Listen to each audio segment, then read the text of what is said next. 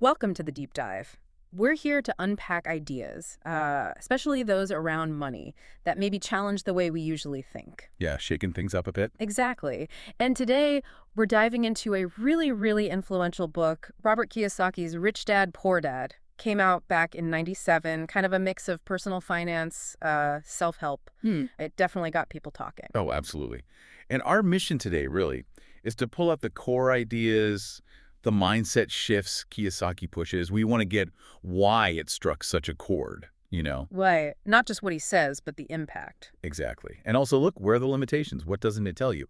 So think of this as a shortcut to understanding this book that, honestly, millions have read. And the whole thing kicks off with this fascinating setup. Kiyosaki talks about learning from two dads. There's his actual father, his poor dad, highly educated, valued school, stable job. But the traditional path. Right. And then there's his friend's dad, the rich dad, an entrepreneur and investor, kind of self-made. And this contrast, this is really the engine of the whole book, isn't it? It really is. Yeah. It sets up the central conflict immediately. So let's dig into that divide. Kiyosaki basically says the poor dad way of thinking, which, let's be honest, is pretty common. Oh, yeah, that's what most of us are taught. It traps people. Focus on school, get good grades, find a secure job, maybe climb the ladder. What's the flip side? What's the rich dad view he presents right away? Well, the rich dad view flips it completely. It's all about financial literacy, entrepreneurship, not just as options, but as the real way to get wealth and freedom. So it immediately questions that whole job security thing. Right. It challenges that core assumption. Kiyosaki, through Rich Dad, argues that real security isn't your job. It's controlling your own income sources. It's about, like, financial agency, taking charge yourself. Which leads straight to his first big critique, doesn't it? That schools teach us a lot. Academics, professional skills, sure. But they totally drop the ball on financial education, like how money actually works beyond just getting a paycheck. What's the danger there, according to him? The danger is huge, he argues. Financial education, understanding assets, liabilities, cash flow, investing, that's presented as non-negotiable for independence.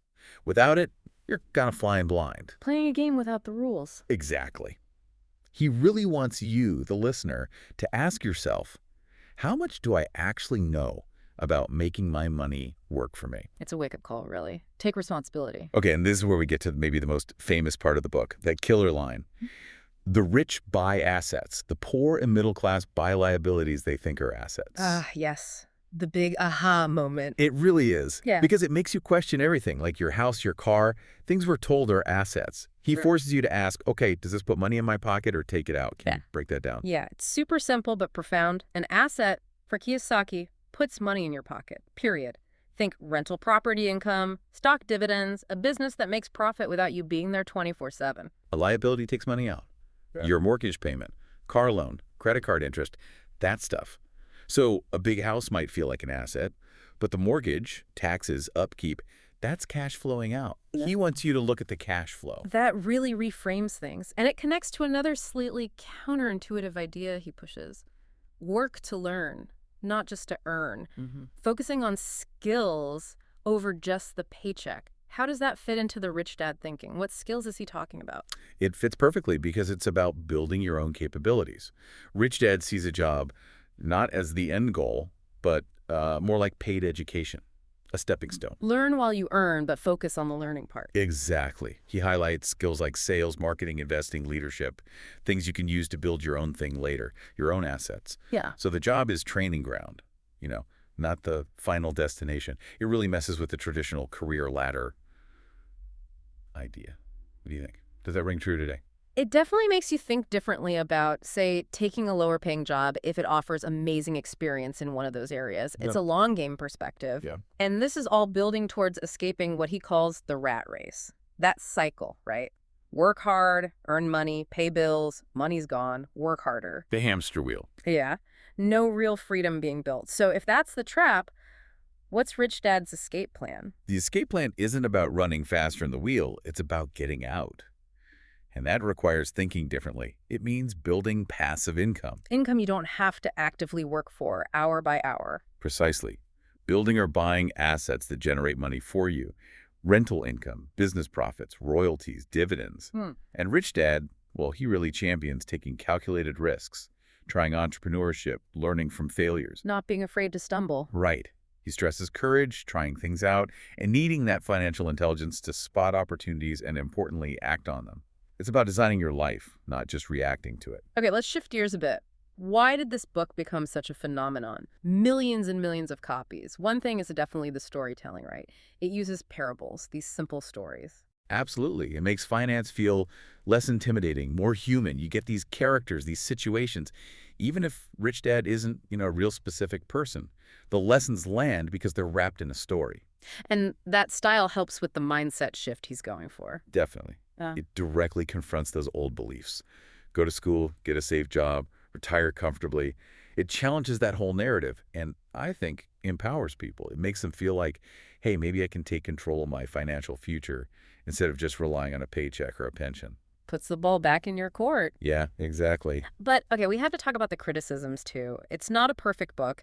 People point out it's pretty light on the actual how-to, like how do I buy real estate? How do I pick stocks? That's a very common and fair critique. Yeah. It's strong on the why and the what, but not so much the detailed how.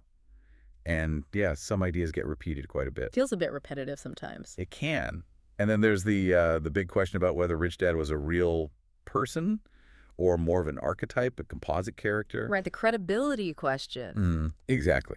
Some critics see it more as motivational literature, using allegory rather than a factual account, which, again, doesn't mean the principles aren't valuable, but you got to understand it's maybe not a literal biography or a step-by-step guide. It's more about shifting your perspective. But even with those points, you can't deny the impact. Over 40 million copies sold, translated everywhere. That's huge. It's massive. Its legacy, I think, is being the gateway for so many people. It's often the first book someone reads that makes them fundamentally question that standard work, save, retire path. The spark. Yeah, the spark. It ignites that interest in thinking differently about money, wealth, and maybe even starting your own thing. It brings an entrepreneurial angle that a lot of traditional finance advice kind of misses.